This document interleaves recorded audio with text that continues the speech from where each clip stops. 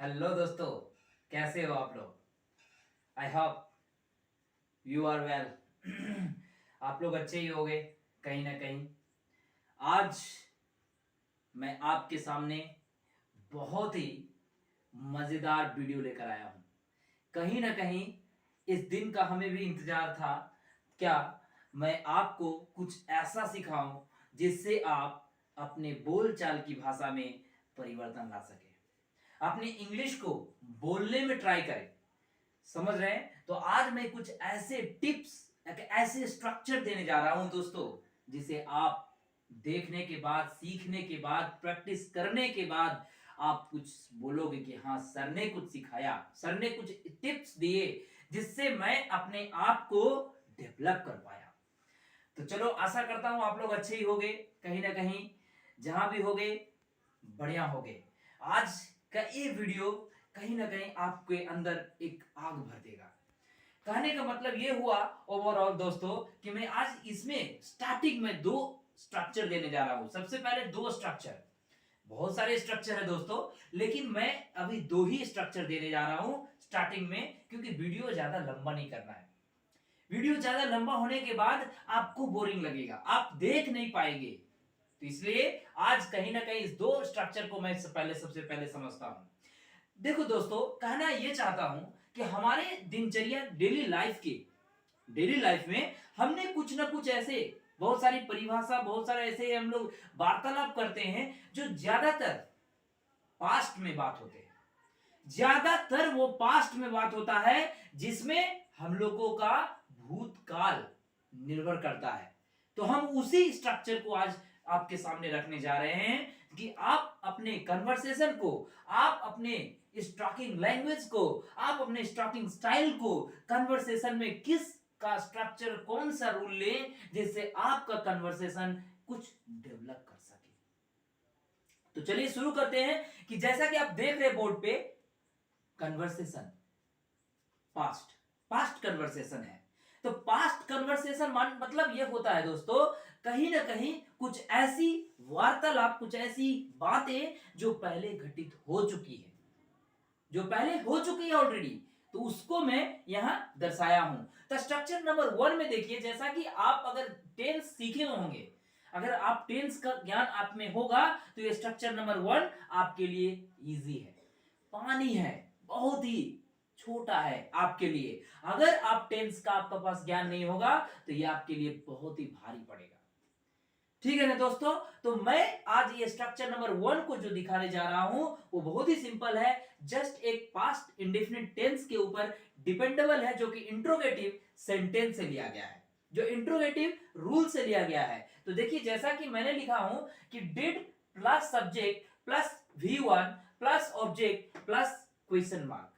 Question mark देना होता है, मैं पहले भी बताया हूं कि अगर आप इंट्रोगेटिव सेंटेंस में बना रहे हैं तो आप उसको कंप्लीट तभी होगा जब आप उसमें क्वेश्चन मार्क्स बैठाते हैं। बहुत सारे स्टूडेंट्स, बहुत सारे ऐसे दोस्त हो, बहुत सारे हमारे गाइस कर देते हैं, बनाते सही है, बट क्वेश्चन मार्क देना भूल जाते हैं, जिससे उनका पूरा सेंटेंस रॉन्ग हो जाता है। तो ये भूल ना करें। तो सबसे पहले मैं क्या लिखा हूं, did plus subject plus verb 1 plus object. मतलब कि हमारा जो पास्ट इंडेफिनिट अगर आप सीखे होंगे, मतलब हम पहले कहें कि अगर आपका पास्ट टेंस का ज्ञान होगा तो ये आपको ज्यादा समझ में आएगा दोस्तों। अगर आपको टेंस का ज्ञान नहीं है तो आप वेट करें, मैं उस पर भी वीडियो बनाऊंगा, लेकिन तब तक आपके पास जरूर कोई ना कोई ऐसी ग्रामेटिकल बुक होंगे जिससे आप कुछ थोड़ी सी हेल्प ले सकते हैं। बाकी मैं आपके लिए तो हूं, समझने के लिए थोड़ा टिप्स देने हैं। तो हम जैसा कि ये लिखते हैं, हमारा जो पास्ट इंडेफिनिट टेंस का जो रूल होता है दोस्तों, वो होता है subject plus V2 plus object होता है। लेकिन ये इंट्रोगेटिव है, तो मैंने क्या लिखा, did plus subject plus verb 1 plus, मतलब क्वेश्चन को पढ़ते हैं, क्या तुम कार्यालय गए थे। अब ये देखिए दोस्तों, ये सेंटेंस से क्या जाहिर होता है, आपको क्या समझ में आता है, क्या तुम कार्यालय गए थे, मतलब ये हुआ कि ये काम क्या आप पहले कर चुके थे, आपसे पूछा जा रहा है, ये आपसे क्वेश्चन किया जा रहा है, क्या आप कार्यालय गए थे। तो इसको हम किस तरह से बनाएंगे, सब जैसा रूल दे रहे, स्ट्रक्चर दे रहे, देखिए, जैसा कि सबसे पहले हमको बोल रहा है डिड बैठाइए, मैं डिड बैठाऊंगा। मैं डिड बिठाया, उसके बाद बोला सब्जेक्ट, तो सब्जेक्ट में कौन है दोस्तों, सब्जेक्ट में हमारा ये है तुम, ठीक है ना, तो यू देंगे। फिर बोल रहा है प्लस वर्ब का फर्स्ट फॉर्म दीजिए, वर्ब का फर्स्ट फॉर्म, वर्ब का फर्स्ट फॉर्म मतलब जाना, जाना एक वर्ब हुआ ना भाई, तो जाना, तो इसमें वर्ब का first form go, did you गो। फिर बोल रहा है ऑब्जेक्ट या फिर उसके बाद अदर वर्ड होगा, तो ऑब्जेक्ट में हमारा क्या है, कार्यालय। कहां गए थे भाई, कहीं तो गए थे, तो पूछा जा रहा है क्या तुम कार्यालय गए थे, did you go to office, did you go to office, क्या तुम कार्यालय गए थे, क्या तुम कार्यालय गए थे, सेंटेंस। अब इसी से बोला जाएगा, ये बोलेगा हाँ मैं कार्यालय गया था। अब इसको कैसे बनाएंगे, तो इसको इस तरह से बनाएंगे, यस आई डिड भी लिख सकते हैं दोस्तों, अदरवाइज, अदरवाइज इसका एक और स्ट्रक्चर है, आई वेंट टू ऑफिस, ये भी लिख सकते हैं। थर्ड अगर वो बोल सकता है, नकार भी सकता है, नहीं मैं कार्यालय नहीं गया था, मैं कार्यालय, क्या तुम कार्यालय गए थे, ये बोला यस मैं कार्यालय गया था, हाँ मैं कार्यालय गया था, लेकिन कोई बोल सकता नहीं मैं कार्यालय नहीं गया था, तो ऐसे भी लिख सकते हैं इसको, नो आई डिडंट, ये भी यूज कर सकते हैं, नो आई डिडंट, ये शॉर्ट में बोल दिया, नहीं मैं नहीं गया था यार। लेकिन अगर आप एक्सप्लेन में बोलना चाहते हैं तो लिखेंगे no I did not go to office yesterday जोड़ सकते हैं, क्योंकि मैं बार बार बोल रहा हूं इसमें बीता हुआ कल को बताया जा रहा है, हमारा पास्ट कन्वर्सेशन बीते हुए कल के बारे में बताता है। तो जैसा कि मैं आपको ये तीन स्ट्रक्चर, एक स्ट्रक्चर में 3 सेंटेंस बनाया, इसे आप ओवरऑल समझिएगा, बार बार देखिएगा, बार बार समझिएगा, जिससे जहां प्रॉब्लम होगा आप हमें कमेंट करके पूछिएगा, क्योंकि मैं बार बार बोल रहा हूं ये टेंस से रिलेटेड है। अगर आपके पास टेंस का ज्ञान नहीं होगा दोस्तों तो आप इसको थोड़ा समझ नहीं पाइएगा, ठीक है ना, तो कोई बात नहीं, चिंता नहीं करना है, बस चिंतन करना है, ठीक है ना, चिंता नहीं करना है, चिंतन करना है कि हमें आगे कैसे सिखाएंगे। तो चलिए मैं ये पढ़ता हूं next structure, next structure number 2, structure number 2 में मैं क्या दिया हूं, did plus subject plus start plus verb का fourth form plus object plus other word, कुछ भी हो सकता है।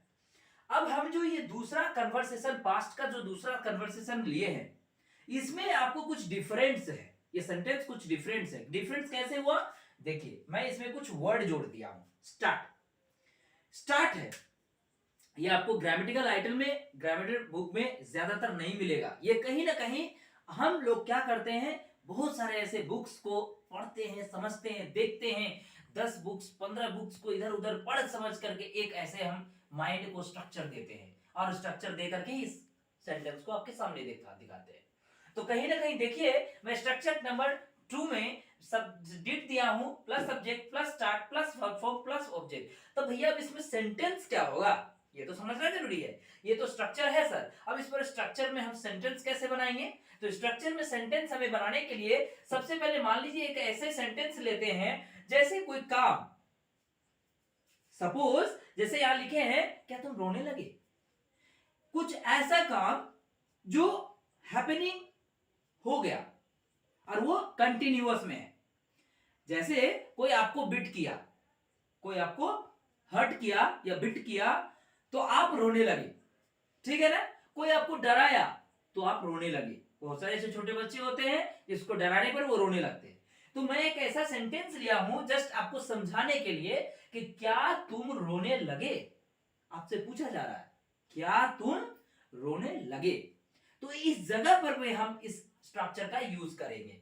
जैसे पहले क्या बोला है, सॉरी क्या होगा, क्या तुम रोने लगे, तो हमें पहले डिड का इस्तेमाल करना है दोस्तों, डिड का, यहां लिखेंगे दोस्तों डिड, ठीक है ना, यहां से यहां लिख देते, थोड़ा और जगह मिलेगा, डिड, फिर बोला है सब्जेक्ट दीजिए, सब्जेक्ट कौन है, तुम, यू, डिड यू, फिर बोल रहा स्टार्ट, बैठा दो, आंख बंद करके बैठा दो, नहीं सोचना है क्यों बैठ रहा है, बैठा दो, वो स्ट्रक्चर है, रूल है, उसको हम और आप नहीं चेंज करेंगे।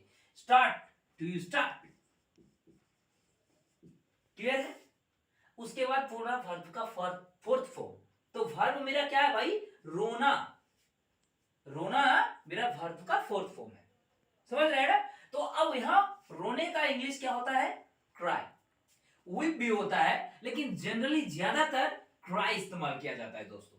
बहुत ही अच्छा मॉडर्न वर्ड है, ठीक है ना। वीप ओल्ड हो गया है, ठीक है ना, क्राई लेते हैं। तो क्या तुम रोने लगे, डिड यू स्टार्ट क्राइंग।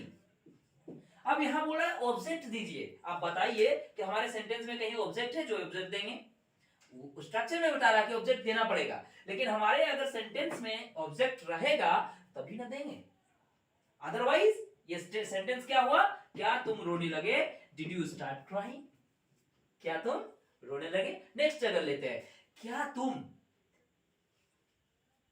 नाचने लगे, बनाइए, आप बनाइए, क्या तुम नाचने लगे। नेक्स्ट क्या लिखेंगे, डिड यू, ये चीज नहीं भूलेंगे, इतना तो पूरा पूरा लिखेंगे ही, एकदम कसम खा लीजिए पूरा लिखेंगे ही, उसके बाद ही कुछ चेंज होगा। डिड यू स्टार्ट, नाचने का डांस होता है, लेकिन यहाँ भीड़ का वर्ब का फोर्थ फॉर्म है, तो डांसिंग, क्लियर है। Did you start dancing, question mark देना ना भूले, क्लियर है। डिड यू स्टार्ट डांसिंग, क्या तुम नाचने लगी। अब नेक्स्ट सेंटेंस और भी लेते हैं, क्या तुम, क्या तुम, आगे बोलिए, क्या तुम कुछ, कमेंट कमेंट कमेंट करना जरूरी है। क्या तुम लिखने लगे, क्या तुम बोलने लगे। सपोज किसी का गला खराब है, तो वो ठीक से बोल नहीं पाता, गला खराब होने के कारण नहीं बोल पाता, तो उसको कुछ दिन प्रॉब्लम होता है, लेकिन जब प्रॉब्लम को वो सॉल्यूशन में ले लेता है, जब वो मैंने मेडिसिन लेता है, बा उसको मैंने खुद प्रिकॉशन करता है, तो ठीक हो जाता है। तो फिर बाद में कोई दोस्त बोलता है, क्या बोलने लगा ना तुम, हाँ, तो क्या तुम बोलने लगे, तो यहां लिख सकते हैं हम नेक्स्ट में डिड, वह भी लिख सकते हैं, यू लिख रहे, ऐसा नहीं है, क्या वो बोलने लगा, वह लिख सकते हैं, डिड ही स्टार्ट स्पीकिंग, देख रहे हैं, डिड यू स्टार्ट स्पीकिंग, क्या वो बोलने लगा, समझ रहे हैं ना। तो ऐसे जो स्ट्रक्चर मैंने आपको दिया, ये दो स्ट्रक्चर, इस पर आपको काम करना है, इसको बार बार देखना है, वीडियो को पॉज करके देखना है, ताकि आप अच्छे से समझ पाए, और जहां भी आपको समस्या हो वहां जरूर कमेंट करें, मैं आपके लिए 24/7 आवर्स में अवेलेबल हूं। मुझे आपका प्यार चाहिए दोस्तों, बस आप अगर इस तरह से प्यार देंगे तो हमें भी और एनर्जी मिलेगा, मोटिवेशन मिलेगा। चलिए तब तक के लिए आज पास्ट कन्वर्सेशन का स्ट्रक्चर 1 को टेस्ट करते हैं, एंड करते हैं, फिर मिलते हैं आपको नेक्स्ट वीडियो में। तब तक आप इस वीडियो को देखिए, समझिए, अपने माइंड में लीजिए और उसको प्रैक्टिस कीजिए, बार बार प्रैक्टिस कीजिए, ठीक है। फिर मिलते हैं, जय हिंद।